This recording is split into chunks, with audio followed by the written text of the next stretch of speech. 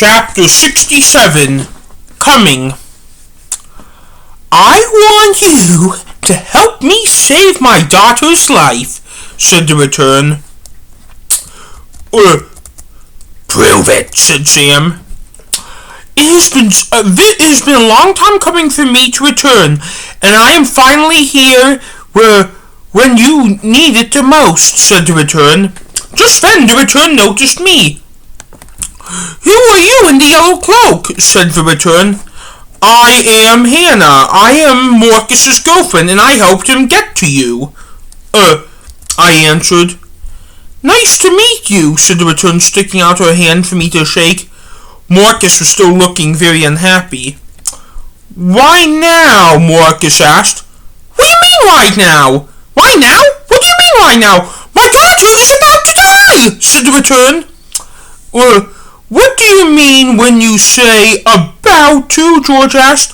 "Well, since I am her mother, I get informed whenever she is in the hospital. So because of that, she has told me to,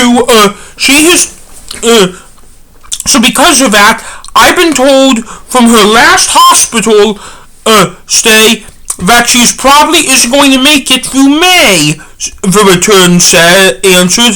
We all gasped. "So how do you know you are going to save her by coming here?" I asked. "Yeah, she doesn't want to see you," Marcus added. Why doesn't she want to see me?" the return asked. "What do you mean? Why do you think, dumbass?"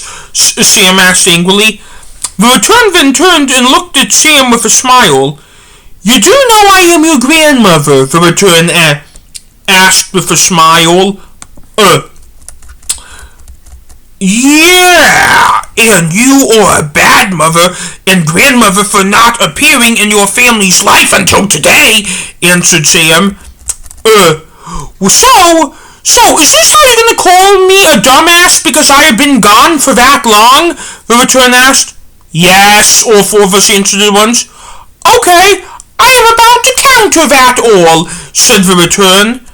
"How?" Marcus asked, sticking the end of his cane up close to her face. "Put that down and I will tell you." "No," said Marcus. "Marcus, I think you should do as she says," I said. Because it was me who said not to return, he did obey me. "So, you will know that your grandfather really is dead?" the return asked. We then all nodded and said yes. "So, I'm going to tell you something that not a lot of people know, which is that I have autism too, and when he died suddenly from a heart attack at age 50, it killed me," said the return. "Then why are you still alive?" George asked. Marcus then put his hand over George's mouth. "Go on," Marcus said. "So, your mother was 16 at the time, Heather was 18, Catherine was 20, and Diane was 22. I was 47. I sent just your mother to live with your Uncle Michael and Cicero, who is my older brother," said the return. "Why just her?" Marcus asked. "Because she still had to finish up high school," the return answered. "Go on," said Sam. I knew that I was going to need help, so I checked myself into a mental asylum to help get over the pain of losing my husband that unexpectedly. I woke up, and when I tried to make him move, he didn't, and it was unexpected, but it was because your grandfather is a war veteran, and he was holding back PTSD, which eventually killed him, and since it was unexpected, I need to go to the mental asylum. I thought I was going to be there 3 days. I was there for 3 years," said the return. "Well, are you doing better now?" I asked. "Yes, I am," said the return answered. I was a psychology major in college, so I felt obligated to ask that. "You are his girlfriend, and he is a senior in high school, and he doesn't have a high school diploma yet, and you have a college degree?" the return asked. "That is right. I am a cougar. He is exactly 8 years younger than me," I answered. And your daughter is 7, said Marcus, who I could tell was, offended by the age difference remark. Who, the return asked? Your daughter Valerie, who you came to save, said Marcus firmly. What about her? She is 7 years older than my dad.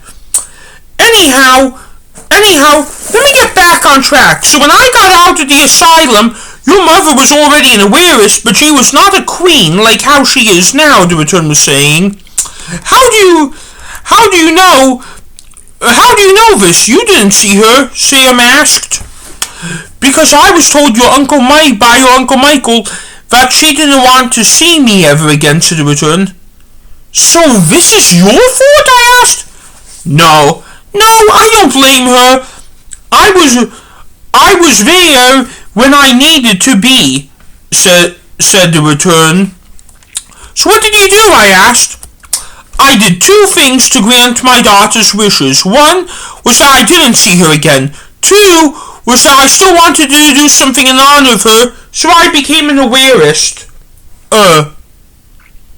Said the return. Who baptized you, Marcus asked. I did it myself, and I am a high priestess because I baptized myself in Worcestershire sauce. To baptize myself to the color black, said the return, to be a high priestess.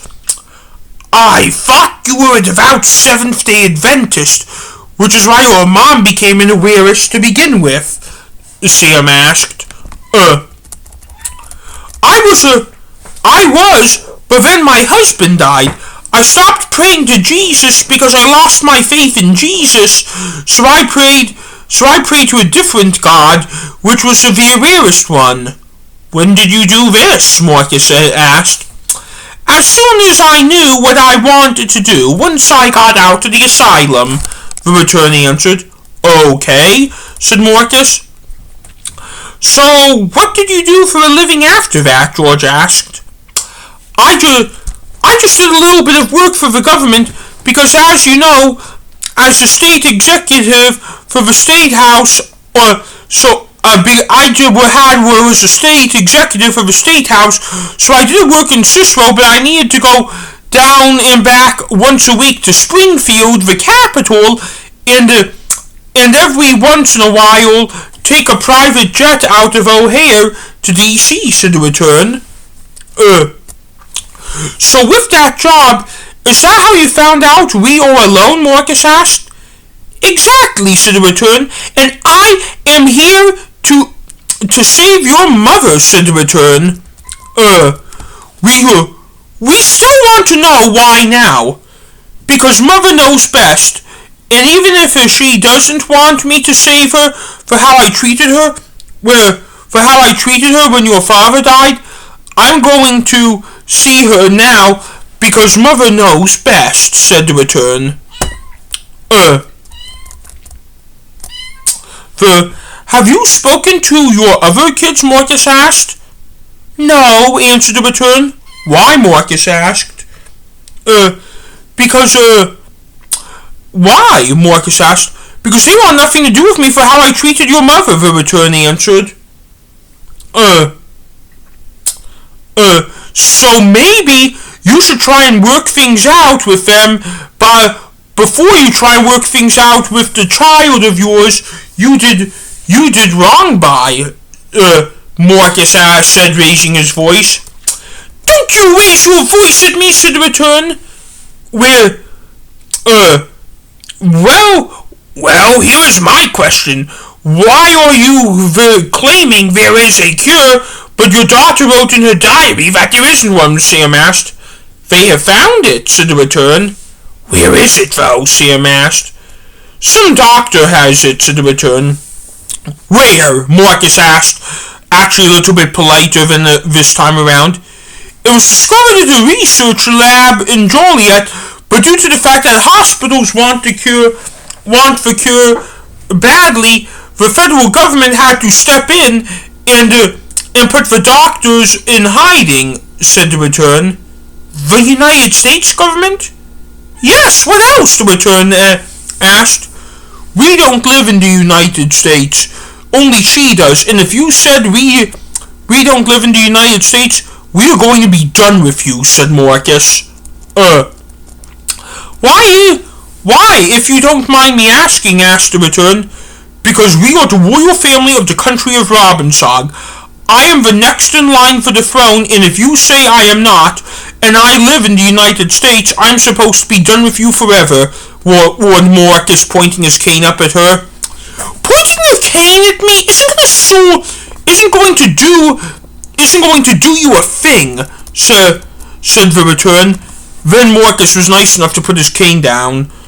So, Sam and George, are you two both princes? The return asked. Yes, said Sam and George at the same time. So, is my daughter and son-in-law the king and queen of this nation you speak of? The return asked. Yes, And what are you? The return asked. Nothing, I am just an heiress. I am not a princess yet, because I am not married to Marcus yet.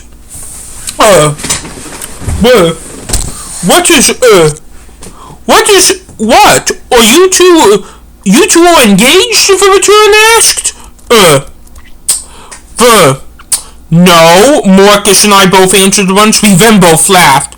So where is this nation you speak of that you live in? The return asked. It is our condo in the Chicago Loop. Oh yeah, I was in there, said the return. For what? I asked. Well, someone, by that I mean you, were in there, and you were in my way, like the rest of you. I am a genius and was too smart to use the door, so I entered through the window and tased her, so Valerie, I can have no obstacle stopping me, said the return. Then it sounds to me like you owe someone an apology, I said. I do, but what is your name again? The return asked. Hannah, I answered. Well, Hannah, I'm sorry to have gone that extreme with you, but I must let nothing stop me, said the return.